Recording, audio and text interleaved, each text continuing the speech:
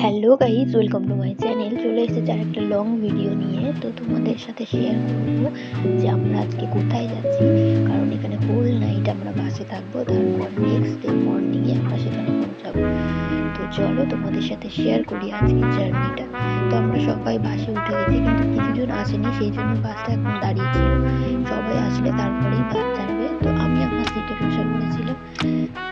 তো তারপর আমাদের বাসটা ছেড়ে দিয়েছে এবং কলকাতা এত জ্যাম, সেই জ্যাম পেরিয়ে আমরা মোটামুটি চলে এসেছি একটা জায়গায় যেখানে আমাদের বাসটা দাঁড়াবে এবং ব্রেক নেবে। তো সামনেই দেখলাম একটা পার্ক আছে। তো আমরা সেই পার্কে একটুখানি ঢুকলাম।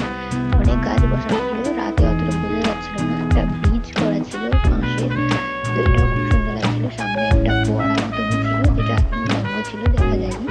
তো আমরা সারা রাত বাসে ঘুমিয়ে ঘুমিয়ে থাকার পর সকাল ভোরবেলা দেখলাম যে আমরা অনেকটাই চলে এসেছি।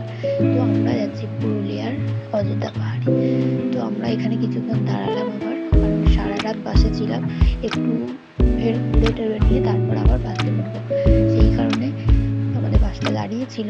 তো ফাইনালি আমরা চলে এসেছি অযোধ্যা পাহাড়ে। পাহাড় দেখতেই পাচ্ছ, এত সুন্দর লাগছিল কুয়াশার মাঝখানে পাহাড়টা, অসাধারণ লাগছিল। পাশে গাছপালা সবুজ, সিনটা খুব সুন্দর লাগছিল।